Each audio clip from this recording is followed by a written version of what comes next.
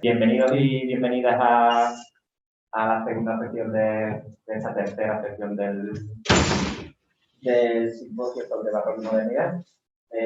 Ahora tiene la palabra Beltrán Jiménez Villar. Beltrán Jiménez Villar es contratado del CPU del Departamento de Filosofía de la Universidad de Granada y trabaja en una tesis doctoral sobre la concepción de la subjetividad en los ensayos de Montaigne, en el marco de la genealogía de la subjetividad moderna. Esta investigación, que tiene como objetivo rescatar un concepto de sujeto distinto al formulado por la filosofía moderna, se enmarca en un interés más general en la exploración de una posible modernidad alternativa, donde se incardina el estudio de la filosofía. Su conferencia hoy lleva por título Gracián y la modernidad. Pues muchas gracias, Fran. He dado un título demasiado general que espero completar ahora en la exposición. Pues voy a comenzar. La situación del pensamiento español con respecto al europeo ha sido uno de los problemas a los que más tiempo ha dedicado la filosofía española históricamente. Su influencia, conexión o desconexión han preocupado intensamente a los especialistas de nuestra tradición. Y durante los últimos años, la filosofía de Baltasar Gracián ha recibido una atención especial a este respecto. ¿Es Gracián un filósofo moderno? Si lo es, ¿a qué modernidad pertenece? Estas preguntas se han formulado la mayoría de las veces en el contexto de una investigación más general acerca del barroco y su relación con la modernidad.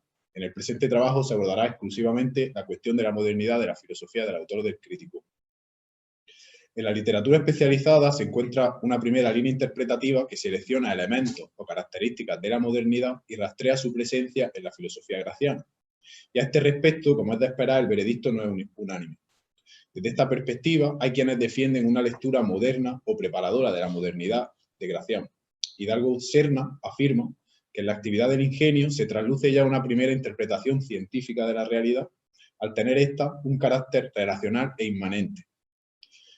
Cantarino ha señalado cómo la importancia concedida por Gracián a la experiencia y a la naturaleza como comienzo y criterio último de toda investigación sitúa al autor en un punto intermedio entre la filosofía racionalista continental y el rechazo que esta disciplina sufrió en el contexto hispano.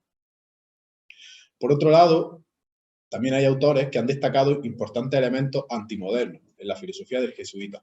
Villacaña, por ejemplo, no cree que sea posible leer a Gracián en clave moderna, en tanto que el autor jesuita, en su obra encontramos, cito a Villacaña, una clara conciencia de estar en el final de los tiempos. A diferencia de Bacon o Descartes, quienes prometen la apertura de una nueva era como consecuencia del correcto discurrir de la razón o de la eterna existencia en el ser propio de las cosas que se deriva del principio ontológico afirmado por las obras de Hobbes, Galileo y Spinoza, el mundo de Gracián está cercano a su fin. Fin de la cita.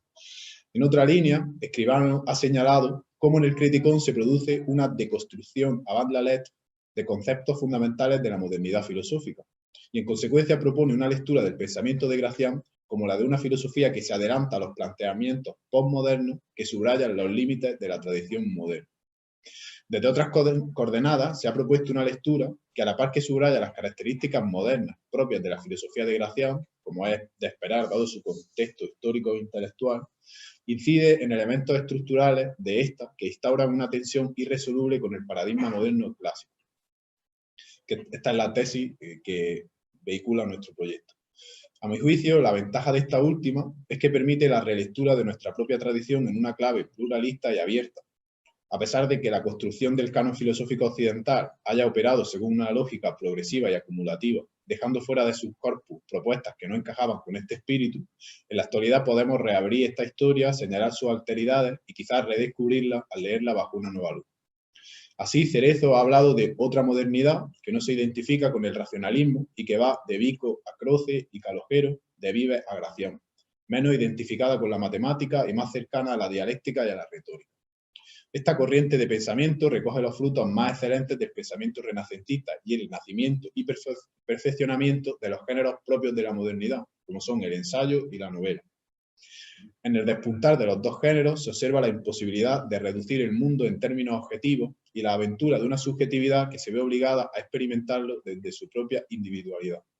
A este respecto, Cerezo sostiene que Gracián perfeccionó el género del ensayo creado por Montaigne al eliminar el componente autobiográfico y personal que poseía.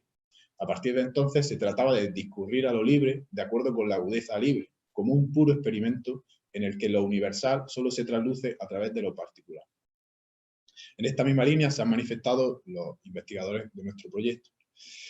El objetivo de mi comunicación es defender una lectura de la filosofía graciana en términos de esta última aproximación a la cuestión, es decir, como perteneciente a una modernidad a otra, pero no oposicional, sino constituyente de la modernidad filosófica occidental con la que entabla una relación tensional.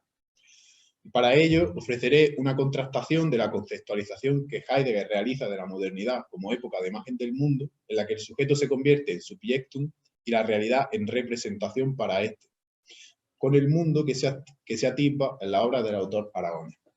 Para ello, en primer lugar, ofreceré las líneas principales de esta interpretación de la modernidad y posteriormente presentaré las ideas gracianas que, a mi juicio, lo sitúan en la mencionada relación tensional. Primer punto.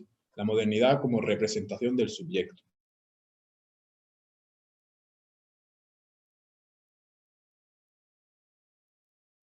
Encontrar o construir nuevos criterios fundados en sí mismo.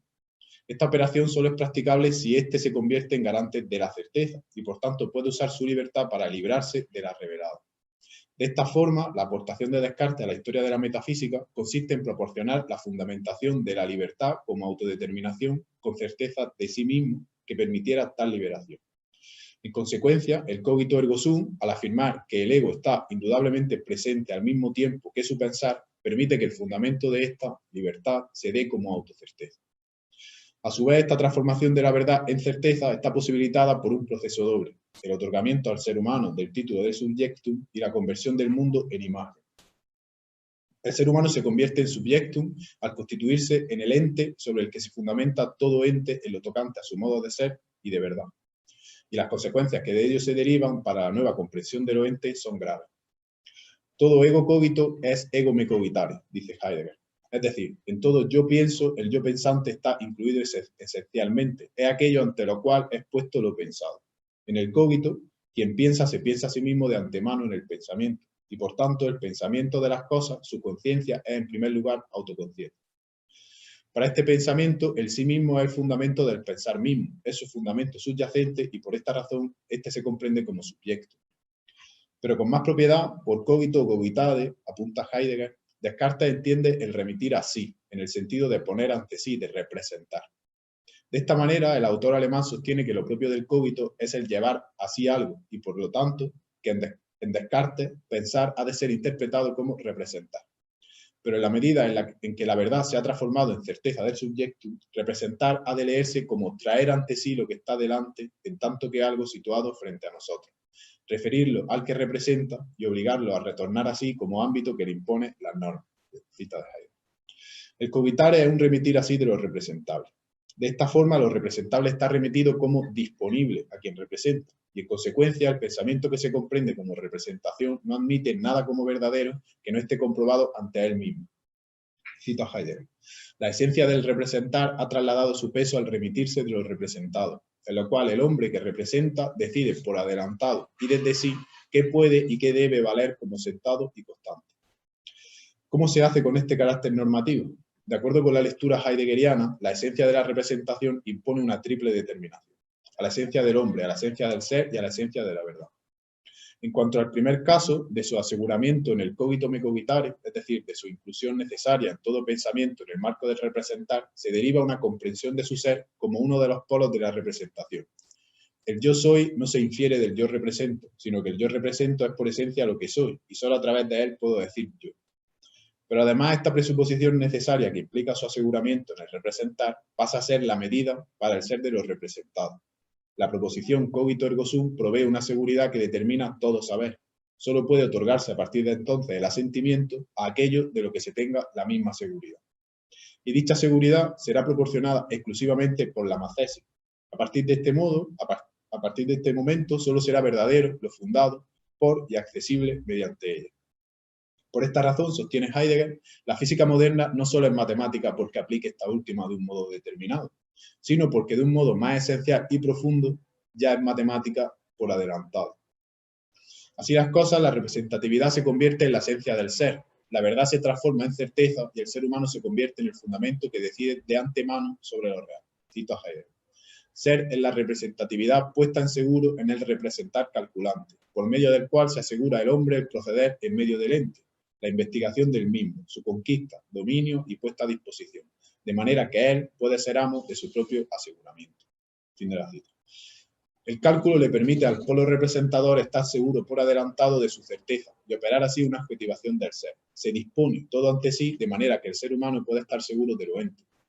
Por tanto, mientras que el hombre se convierte en el ente destacado que ostenta una primacía con respecto a los demás, el resto de entes son sometidos al mencionado proceso objetivador que se deriva de la autofundamentación del sujeto como medida de lo que puede ser tenido como verdadero. Cito Heidegger de nuevo. Lo ente ya no es lo presente, sino aquello situado en el frente opuesto en el representar. El representar es una objetivación dominadora que rige por adelantado. Fin de la cita. Esta comprensión de lo ente, tanto que aquello que es y solo puede ser desde el disponer del subjectum, es la propia de la concepción del mundo como imagen. En ella se alberga una decisión esencial con respecto a lo ente tomada por el ser humano, que dispone cuál es el modo en el que hay que situarse ante lo ente. Solo el objetivo es. A su vez, esta objetivación es la que caracteriza el conocimiento en su decantación moderna, es decir, como investigación. Esta calcula lo ente por adelantado en su futuro transcurrir o como pasado a posteriori, y de esta forma lo dispone. En consecuencia, apostilla Heidegger, el conocimiento, en tanto que investigación, y lo cito, le pide cuenta a lo ente acerca de cómo está a disposición de la representación. La posición dominadora de lo ente que adquiere el ser humano en tanto que subjectum, al imponer las condiciones de lo verdadero, se manifiesta de manera clara en las características de la investigación de los hechos naturales. Dada la necesidad de la exactitud, entendida ahora como rigor, la fijación de los hechos y la demostración de la constancia de su variación se convierte en la regla que guía el método y la constancia de su transformación en la ley implícita. Por ello, la investigación de hechos naturales se comprende como exposición y preservación de reglas y leyes, y la descripción del comportamiento de objetos de acuerdo con ellas adquiere la forma de una aclaración. En consecuencia, la innovación de la ciencia moderna, sostiene Heidegger, con respecto a la experiencia, no consiste en haberla introducido en el proceso cognoscitivo, lo que ya estaba, por ejemplo, en Aristóteles, sino en que el experimento pone como base una ley y reproduce las condiciones bajo las cuales un hecho puede ser demostrado por el cálculo. Para los propósitos de este trabajo es necesario subrayar los dos aspectos de la interpretación heideggeriana de la modernidad que se contrastarán con la filosofía graciana. En primer lugar, la primacía entre los entes que adquiere este ser humano en tanto que subjectum, que le permite liberarse de la normatividad revelada al encontrar su autocerteza y que lo legitima para establecer las condiciones de lo verdadero. En segundo lugar, la estandarización de la realidad que implica la conversión de la matemática en modelo de conocimiento, en la medida que es el único capaz de cumplir los requerimientos de exactitud. Esta limitación de lo real se materializa en la comprensión del saber sobre el mundo como explicación y conservación de leyes, lo que le otorga carta de realidad a la regularidad y a lo identitario frente a lo nuevo o lo inesperado. En definitiva, el mundo está a disposición del sujeto. Una vez expuesta la comprensión heideggeriana de la modernidad en tanto que época de imagen del mundo, ahora abordaré el modo en que la filosofía de Gracián se opone a estos dos rasgos. El ser humano que describe su pensamiento es un sujeto libre que debe autodeterminarse en clave moderna, es decir, como apunta Cerezo, se ve llevado ante la responsabilidad de fundar los criterios de su propia normatividad. Sin embargo, el movimiento por el cual esto se lleva a cabo no pasa por la institución de un subjectum que se convierte en el primero de los entes y que consecuentemente impone una concepción de la verdad como certeza. Y por tanto, el mundo tampoco se comprende como una imagen que puede ser calculada y cuya exactitud es asegurada por una proyección anticipadora. Al contrario, los principios fundamentales de la filosofía de Gracián, como veremos a continuación, bloquean estos dos corolarios. El mundo graciano es indisponible por principio para el ser humano. Un componente esencial de la prudencia es tomar conciencia de ello y comportarse en consecuencia. Además, la soledad y el aislamiento en los que quedaba sumido el sujeto cartesiano al convertirse en el primero de los entes es reiteradamente contestada por Gracián. Tanto en la tarea de llegar a ser persona como en la formación de individuos singulares de la que se ocupa la primera etapa de su obra, el héroe, el político, el discreto, el autor le otorga un papel fundamental a los otros. En primer lugar, abordaré la indisponibilidad del mundo para el sujeto y posteriormente el papel de los otros. Los trabajos dedicados a la ontología del barroco en general y a la de Gracián en particular han destacado la presencia de una comprensión de la realidad como instancia proteica en continuo movimiento y diferir, como física. En este sentido, se ha descrito una ontología de la potencia que descansa en el carácter creativo de la naturaleza y de la cultura, que encuentra su fundamento en el artificio. Compartiendo dicha exégesis, aquí me pregunto por la experiencia que tiene el sujeto graciano de un mundo así comprendido. ¿A través de qué ideas se expresa la experiencia que de esta ontología tiene el sujeto graciano?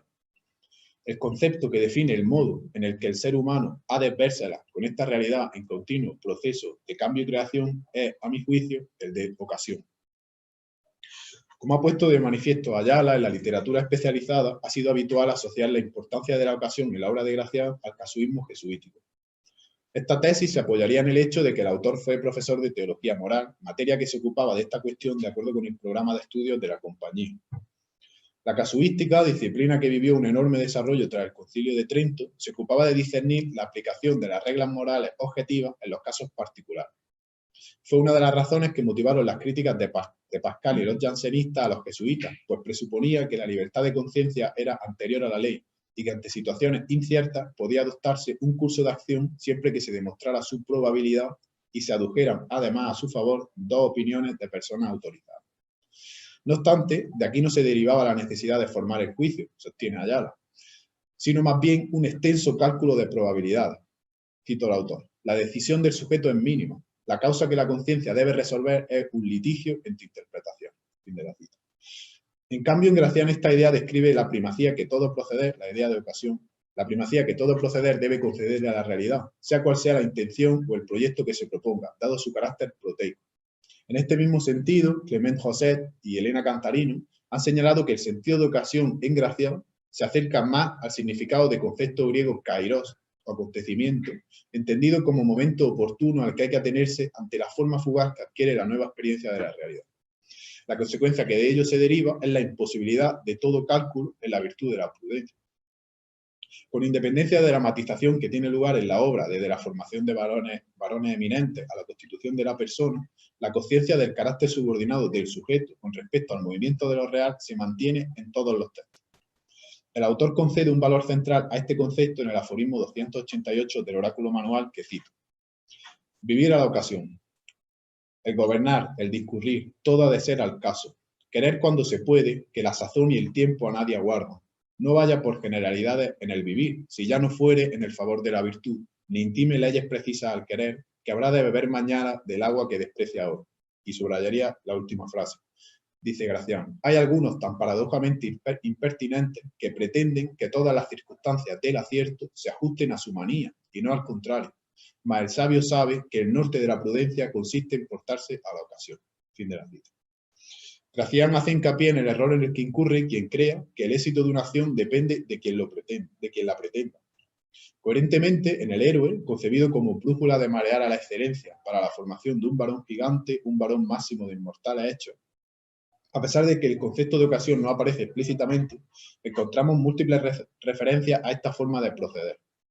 Este varón ínclito, a pesar de ostentar prendas eminentes, como el fondo de juicio y la elevación de ingenio, el corazón de rey y el gusto relevante, ha de plegar su voluntad a los vaivenes de la fortuna. Gracián afirma que ésta, descrita como madre de contingencia, es hija de la providencia. Sus juicios son arcanos e inaccesibles, y mientras que con uno es madre, con otro es madrastra. Frente a este carácter indómito, el autor sostiene que se observe la propia fortuna y quien la tenga en contra amaine en los empeños. Hay que saber distinguirla para chocar o ceder en la competencia, porque la fortuna, dice Gracián, es corsaria y se trata de adelantarse a sus vaivenes incontrolables para no malograr el intento. Porque justifica Gracián tan loable es un triunfo como una bella retirada. De hecho, una de las características que definen el corazón de rey, símbolo del valor que lanza a la acción, es el ser estómago de la fortuna, ante la dureza de sus consecuencias inesperadas. Del político, del que hablábamos hace un rato, dedicado a Fernando el Católico, aquel gran maestro del arte de reinar, el valor de la ocasión es redoblado. El mayor rey hasta la fecha dio muestra en la fundación de la mayor monarquía conocida, a la que no le dio cualquier principio, sino que la formó de una gran astucia. Hay diversos modos de fundar un imperio, dice Gracián, pero Fernando se valió siempre de la ocasión. Tanto fue así, puntualiza, que si se observan algunos errores en su práctica, estos no se debieron al vicio, sino a la necesidad, y lo cito, de contemporizar los efectos de la ocasión. Es decir, como había explicado en el héroe, el rey supo leer sabiamente que la realidad no permitía la victoria de sus propósitos, y cedió en su empeño ante lo insuperable cuando fue oportuno. Y por esta razón, el aforismo máximo de su política es que gobernó siempre a la ocasión, lo que permitió que España se llenara de triunfo y riqueza y que adelantara a la milicia y a la justicia. Y este tipo de gobierno sometido a la ocasión no es azaroso, sino que se remite a una gran capacidad que es seno de la prudencia, y es su principal atributo, el entender, dice Gracián. Este entender es descrito como, Gracián lo describe, como el rey de mayor capacidad, que ha existido calificada con los hechos y ejercitada en tantas ocasiones. El saber del que hizo gala el rey incluye como uno de sus elementos decisivos, por tanto, la comprensión de que la ocasión es condición necesaria para el triunfo y de que, por tanto, hay que ser consciente de que es la realidad la que ostenta el privilegio incesantemente renovado de conceder o impedir posibilidades. El concepto de ocasión también tiene un rol central en el discreto. Gracián describe la cordura como el seguro medio entre los desconfiados de sí y los plenamente satisfechos. Y esta cuerda intrepidez, descrita como la más ventajosa superioridad, se apoya en la adecuada noticia de las cosas, el continuo manejo de los tiempos, y en ella, sin embargo, no es suficiente la especulación, sino que se requiere el continuo ejercicio. Este saber teórico y práctico, que parte de una adecuada comprensión de la realidad, es el que impide, dice Gracián, que se entre con recelo en las ocasiones. Es decir, es imprescindible para ser consciente de la actualidad de una oportunidad. Posteriormente, la alegoría dedicada al hombre de espera confirma la función que Gracián asigna a la razón con respecto a la ocasión. En ella, la espera camina por los campos del tiempo, conducida por la prudencia hacia el palacio de la ocasión. Su cometido es contener, lo cito, los sentimientos, para no traspasar nunca la razón y no descubrir cortedades de caudal. El ser humano yerra al no ser consciente de los límites de la razón, diría Gracián, al creer que la realidad está a su merced. El saber prudencial enseña que es el sujeto el que debe contemporizar su acción. Además, como ocurría en el héroe, el caudal del que disfrute determinará en última instancia su capacidad para aceptar este carácter subordinado y servirse de él cuando la posibilidad se abra. Coherentemente, la facultad propia de la elección, el gusto, que supone una adecuada comprensión de las circunstancias, encuentra su más alta realización, cito de nueva oración, en la atención a la ocasión. En el oráculo manual, además del aforismo ya mencionado, encontramos otros en los que la ocasión es la piedra angular del consejo prudencial. El carácter variable de la fortuna es uno de los aspectos en los que más incide el autor. Pero también aparece aquí el hombre de espera, que gracias a estar atento a la ocasión es capaz de ser señor de sí mismo y ser señor de los demás. Sin embargo, el carácter incalculable e indómito de la realidad se inserta ahora en la estructura misma de la obra. En una primera lectura de esta pueden observarse ciertas contradicciones o desajustes entre algunos aforismos gracianos. En diversos temas, Gracián parece expresar posiciones diferentes. Por ejemplo, en el aforismo 152 defiende nunca acompañarse con quien se le pueda deslucir, porque para hacerse hay que acercarse a los eminentes, pero una vez hecho, con los medianos. En cambio, en el 156 sostiene sobre los amigos de elección que uno es definido por los amigos que tiene, pues se hacen tras un examen de su discreción a prueba de la fortuna, graduados no solo de la voluntad, sino del entendimiento. También, a la vez que recomienda tener algún desliz en el ingenio o en el valor para conjurar la envidia, en otro momento desaconseja tener días de descuido, ya que siempre se ha de estar a prueba del ingenio, la cordura y el valor, porque suele ser estratagema de la ajena atención coger descuidado. Valgan estos dos ejemplos para mostrar los problemas que conllevaría un intento de sistematización de la ética graciana en un cuerpo cerrado y coherente de preceptos. Por otro lado, hay acuerdo entre los especialistas en que el número de aforismos que en un principio Gracián había proyectado era de 100. Sin embargo, finalmente este se incrementó hasta los 300. No obstante, a la luz de la multiplicidad interna de la que hace gala la obra, es posible pensar que la determinación última de su número es indiferente para su propósito. ¿A qué se debe esta sucesión constante de matices que no dejan de transformar los temas cada vez que vuelven a aparecer? Sin duda, el perspectivismo graciano juega un papel fundamental aquí. La influencia del estado afectivo del sujeto en su juicio, cito a Gracián, cada uno habla del objeto según su afecto, y la conciencia de la relación esencial del parecer con el ser de las cosas autorizan esta lectura.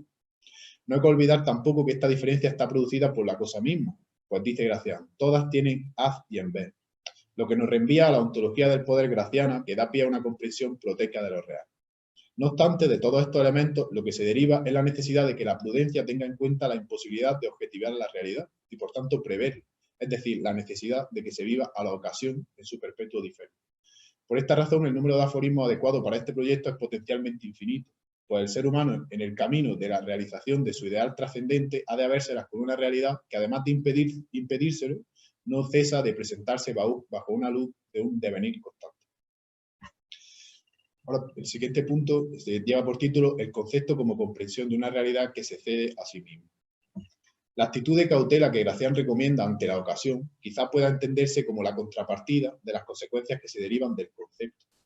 Como es sabido, este es una primorosa concordancia, una armónica correlación entre los cognoscibles extremos, expresa por un acto del entendimiento, donde reluce la agudeza definida como pasto del alma, ambrosía del espíritu. Arte de ingenio es una teoría de esta potencia creativa a la que se le proponen reglas ejemplificadas por casos notables. Frente a una posible interpretación meramente estética en clave retórica, Gracián se plantea en la obra un objeto superior. Dice, no se contenta el ingenio con la sola verdad como el juicio, sino que aspira a la hermosura. Poco fuera en la arquitectura asegurar firmeza si no se atendiera al ornato. Fin de la cita. De la misma forma que la edificación, la atención al ornato no implica la exclusión de la firmeza, la belleza no excluye la verdad, sino que la presupone como su condición de posibilidad. Siguiendo a De la Higuera, Gracián amplía el campo de la verdad e incluye en él la belleza y el artificio. La adopción de esta posición convierte a Gracián en uno de los representantes más destacados de lo que García Esquivel llama ficcionalismo. No se trata de una negación o relativización de la verdad, sino de la adopción de la ficción como el instrumento necesario para transparentarla o incluso propiciar un acceso directo a ella. Gracián declara explícitamente, al final de la agudeza, que la causa más importante de la misma es la propia materia. Lo cito. La materia es el fundamento del discurrir. Sobre ella se levanta toda máquina de sutileza. Están ya en el objeto las agudezas, las proporciones y misterios. Llega y levanta la caza el ingenio. Fin de la cita. Si atendemos ahora a las figuras de la agudeza que Gracián expone, estas consisten en el establecimiento de relaciones imprevistas y sorprendentes que demuestran la preñez de la realidad, es decir, su rebasamiento cualitativo de cualquier previsión humana.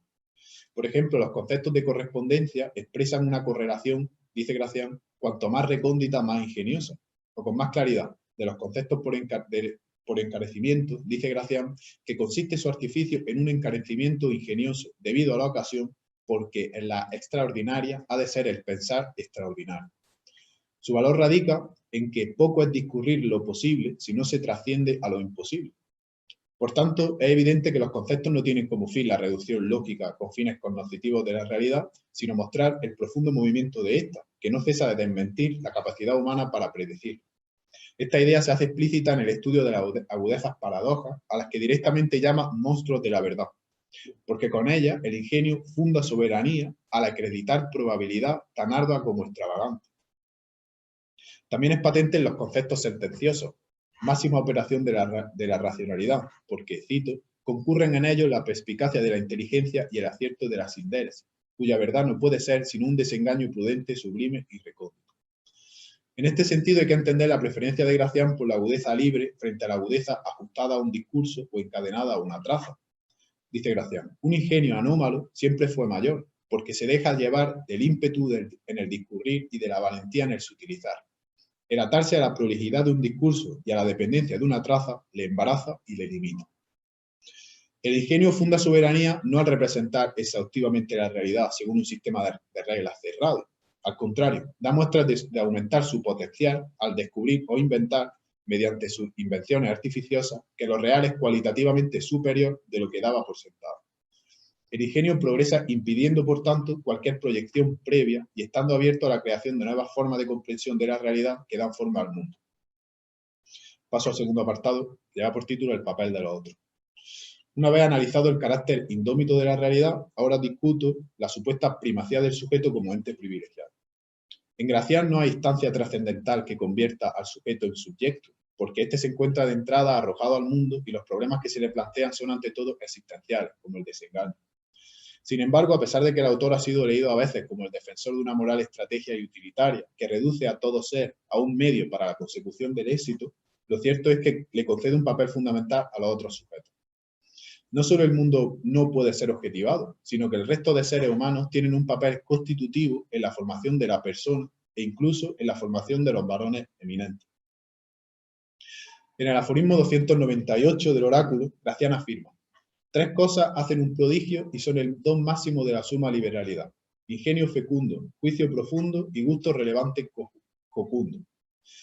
Sin embargo, el cultivo de estas facultades necesita o al menos puede verse ayudado por los demás. Así también, en esta misma obra, el autor afirma que, cito, atajo para ser persona es saberse ladear. Esto se debe a que se comunican las costumbres y los gustos, pégase el genio y aún el ingenio sin sentir. De hecho, el ser consciente de ello y obrar en coherencia es muestra de altura. Y cito a Gracián: los poderosos se acompañan de valientes de entendimiento que le sacan de aprietos y le aconsejan. Es una grandeza servirse de sabio. El que no pueda alcanzar a tener la sabiduría en servidumbre, que la logre en familiaridad. Fin de la cita. Incluso en El héroe, cuando Gracián describe el gusto eminente como una de las características del varón deslumbrante, subraya: pégase en los gustos con la comunicación, y es suerte topar con quien le tiene superlativo. Fin de la cita. También en El político encontramos referencias a la inestimable ayuda que le prestaron al rey Fernando, sus ministros, a los que supo elegir bien, y sobre todo la reina Isabel. Además, valora la suerte de aquellos monarcas cuyas madres lo forman e informan. A partir de la publicación del Discreto, cuando los conceptos gracianos a los que nos referimos han sido definidos con mayor estabilidad, la función concedida a los otros sujetos es aumentada. Aquí se confiesa la suerte que implica encontrarse con hombres de genio e ingenio, lo que se confirma al final de la obra con la culta repartición de la vida del Discreto. Es decir, la primera jornada se ocupó en hablar con los muertos, la segunda con los vivos y la última consigo mismo. En el oráculo se afirma que uno es definido por los amigos que tiene, como he dicho antes, que la vida sería un desierto sin ellos o que es necesario saberse ayudar. En el Criticón también aparece esta idea cuando Antonio y Critilo se encuentran a Gerión, quien les confiesa que quien no tiene amigos está ciego, ya que los tesoros del sabio no son los rubíes, sino los amigos. Fin de la cita. A este respecto, el autor discute en el oráculo la afirmación atribuida a los políticos, de que antes loco con todos que cuerdo a solos. A este respecto, Gracián confiesa que se ha de vivir con los demás, aunque los ignorantes sean mayoría, porque para vivir a solas, dice, o se ha de tener o mucho de Dios o todo de bestia. Por esta razón, matiza el principio afirmando que antes cuerdo con los más que loco a solas. Como es sabido, Pedro Cerezo ha dado el nombre de sabiduría conversable a esta comprensión de la formación de sí basada en el diálogo con los otros. Y ya para terminar, la conclusión. El mundo graciano es indisponible por principio para el ser humano. Un componente esencial de la prudencia es tomar conciencia de ello y comportarse en consecuencia, es decir, obrar a la ocasión. Además, la operación del ingenio evita cualquier tentativa objetivadora de la razón, pues a cada paso inventa posibilidades inesperadas hasta el momento. Por otro lado, el aislamiento en el que quedaba sumido el sujeto cartesiano al convertirse en el primero de los entes es reiteradamente contestado por Gracián. Tanto en la tarea de llegar a ser persona como en la formación de individuos singulares, el autor le otorga un papel fundamental a los otros sujetos. En la filosofía de Gracián encontramos un sujeto moderno que se ve ante la necesidad de autodeterminarse para poder desarrollar su vida. De la experiencia del desengaño extraerá los criterios fundamentales que le permitan obrar de acuerdo con un ideal que en última instancia es irrealizable en el mundo, como ha puesto de manifiesto Cerezo en El héroe de Luto. Coherentemente deberá realizar un trabajo sobre sí mismo de continua transformación en dirección a un gobierno de sí y en última instancia de los otros. Pero la lectura aquí propuesta nos conduce a una nueva cuestión. Si el mundo al que se enfrenta el sujeto de Gracián no está a su disposición, sino que tiene que plegarse ante él, y si el papel de los otros es tan fundamental en la formación de sí, ¿a qué tipo de gobierno se refiere Gracián cuando lo establece como el objetivo de la virtud? El fin es aumentar el poder, triunfar, tener éxito o llegar a ser persona, es decir, desplegar todas las potencialidades que atesora el ser humano. También se encuentra el objetivo de ser señor de los demás seres, pero no de cualquier forma. Parece que es condición necesaria para ello respetar la autonomía ontológica de la realidad, su dignidad intrínseca con respecto al sujeto para que este gobierno sea posible. Quizá en este sentido hay que interpretar el discurso que Dios dirige al hombre al comienzo de la crisis del gran teatro del universo. Y la cito y con esto termino. Mirad, advertid, sabed que al hombre lo he formado yo con mis manos para criado mío y señor vuestro, y como rey que es, pretende señorearlo todo. Pero entiende, oh hombre, que esto ha de ser con la mente, no con el vientre, como persona, no como bestia.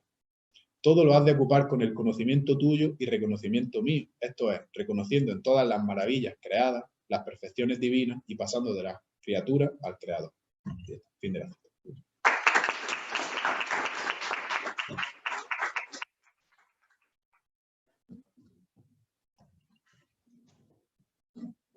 Bueno, pues muchas gracias, Beltrán, por la conferencia. Y nada, pues lo de Frank.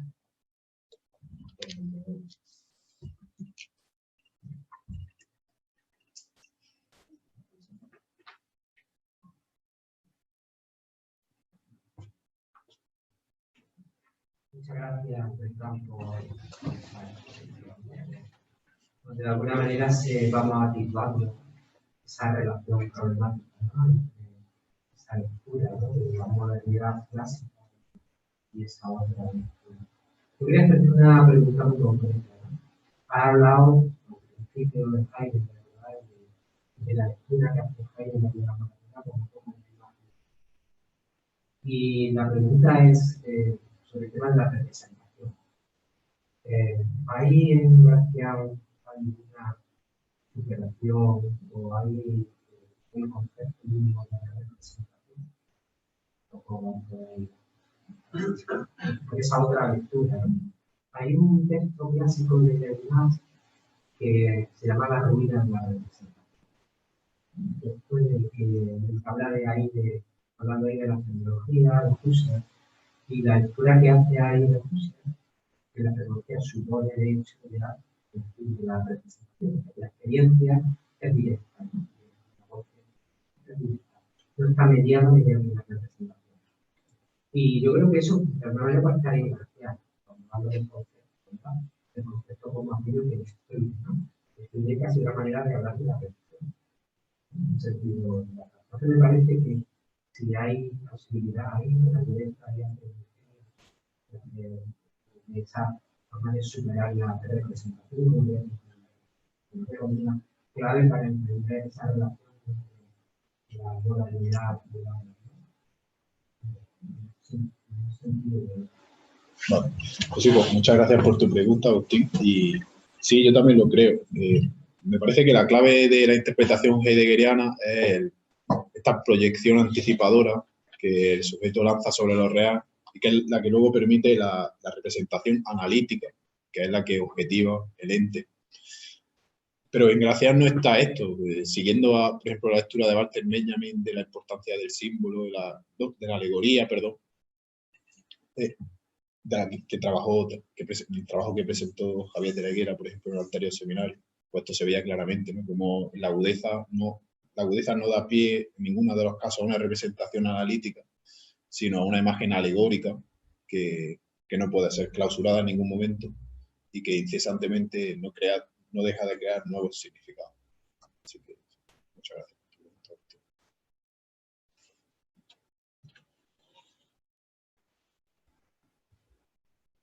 ¿Una otra pregunta?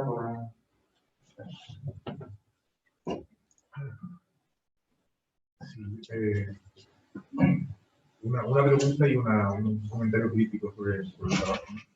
La pregunta, y quizá también va dirigida a Agustín, a los dos, es si en el tratamiento que hace Gracián, pero podemos llamar cuidado de sí, por estas cosas que habéis mencionado, ¿se refiere exclusivamente al gobernante o tiene una ampliación en el plano ético más allá del gobernante, ¿no? O sea, si puede estar ahí una filosofía moral, ¿no? Que ahí me queda la duda, ¿no? Porque habéis saltado a veces, tanto uno como otro, del ámbito del ámbito de lo que sería un cuidado general, de percepción de la persona, como estamos dicho ahora, a lo que sería el ámbito simplemente político de formación del gobernante. Y en segundo lugar, respecto a la manera de plantear trabajo, metodológicamente, claro, ahí un poco el Descartes que aparece, el Descartes de Paja, porque el Descartes de Heidegger, claro.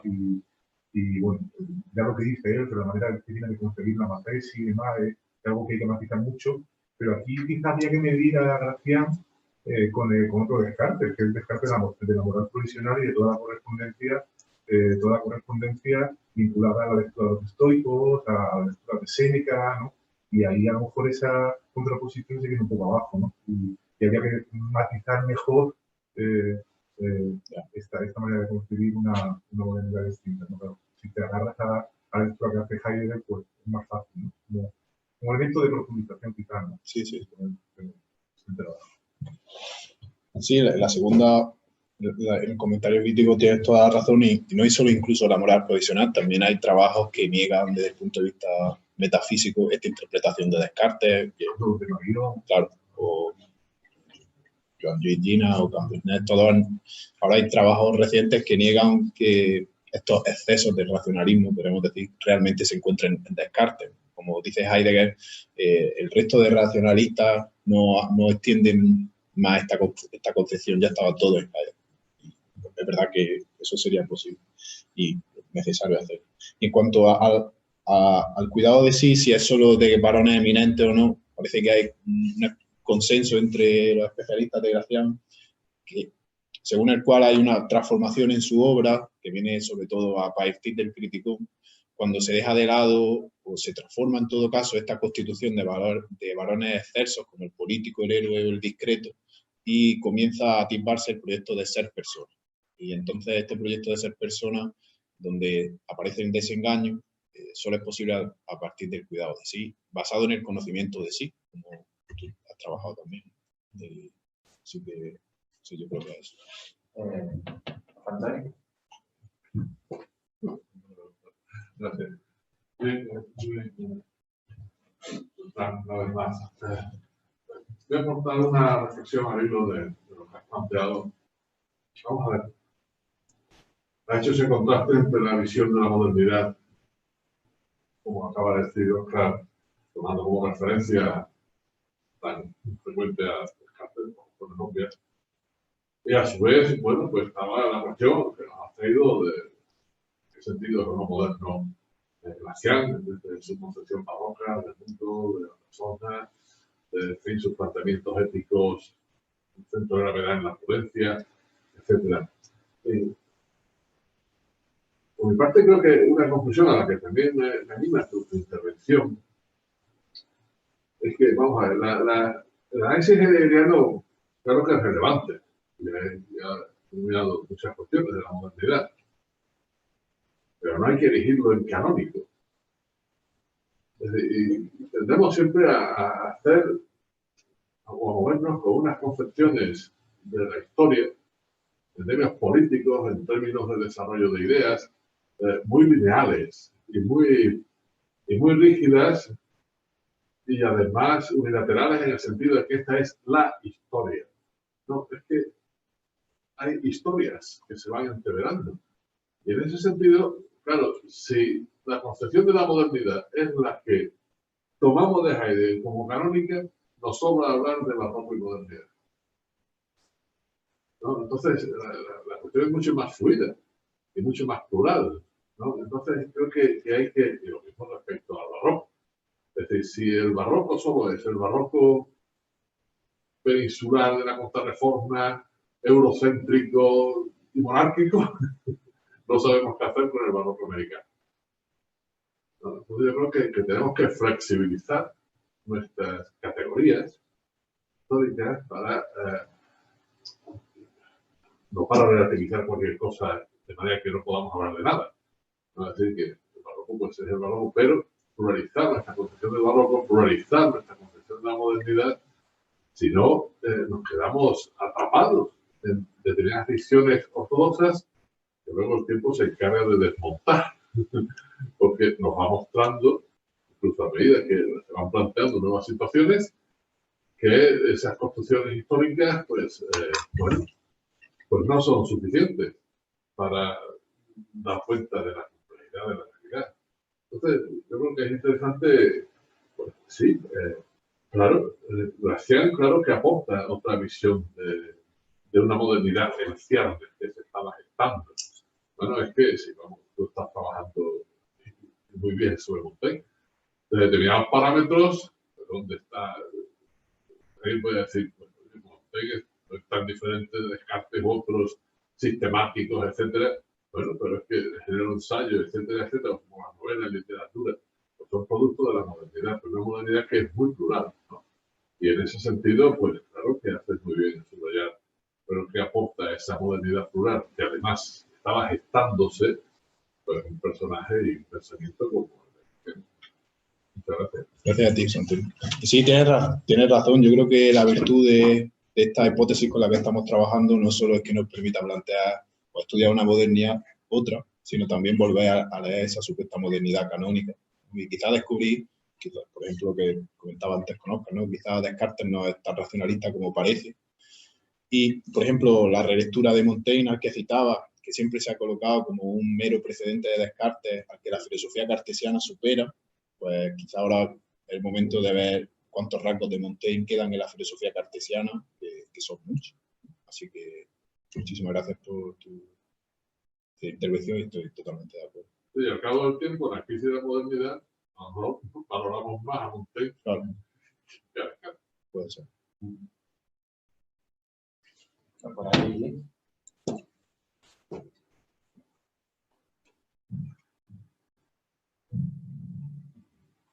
Muchas gracias por la exposición, que trae un problema que me parece bastante interesante, que podría dar lugar a reflexiones de largo alcance, porque siempre que está Heidegger por medio, ¿no? Pues permite, no sé, medir un poco el valor de un pensamiento pasado, ¿no? Respecto al mundo contemporáneo. Y yo creo que respecto a Heidegger, pues, ha expuesto muy bien cómo Gracián, ¿no? Frente a la modernidad cartesiana, pues estaría de acuerdo, ¿no? En que había una coincidencia, ¿no? En que la realidad es indisponible, el ser es indisponible, ¿no? Y el ser humano pues tiene que ajustarse a la realidad en la medida en que actúa a la ocasión, ¿no? Eso es muy coincidente, ¿no? Salvando la distancia. Pero me parece también que es muy interesante, que sería muy interesante tener en cuenta pues una distancia, ¿no? Del barroco y de Gracián en particular con el mundo heideggeriano, ¿no? Si se tomara, y es que para el mundo heideggeriano lo fundamental es la pertenencia al mundo, el habitar al mundo, ¿no? Frente a la modernidad, ¿no? De la Mafes Universalis, del sujeto cartesiano, etc. Lo que Heidegger fundamentalmente aporta ahí, además de la indisponibilidad del ser, es que el ser acoge, el ser es el que debe ser lo que escuchamos, ¿no? El ser humano es el pastor del ser en la medida en que lo escucha, etc. Pero Heidegger devora la dimensión de la excentricidad, de la distancia respecto a la realidad. Siempre, ser y tiempo después, también el segundo Heidegger, ¿no? Todo lo que tiene que ver con la excentricidad, la distancia es algo parasitario respecto a lo que es inmersión, participación, habitar, etc., ¿no? Y el barroco tiene esta dimensión, ¿no? Esta dimensión excéntrica, ¿no? Porque se pertenece al mundo, se pertenece a un mundo del cual tenemos que arrancarnos también. Por eso se habita, pero se habita al mismo tiempo en el desengaño. Y la persona se hace en la medida en que es una paradoja, ¿no? Una tensión bastante interesante, en que se llega a habitar el mundo, se podría decir con Heidegger, ¿no? Se llega a estar en el mundo, como integrado en él a través de la prudencia, sabiendo estar en su mínima, ¿no? Pero al mismo tiempo distanciándose de él, ¿no? Y sabiendo desentrañarse. Hay una dimensión excéntrica ahí interesante, ¿no? En fin, no me quiero enrollar mucho, pero quería subrayar un poquito esto, porque me parece fascinante. Sí, muchas gracias, Luis. No tengo nada que decir, solo apuntarlo y seguir leyendo. Muchas gracias. ¿Alguna otra pregunta? Muchas gracias.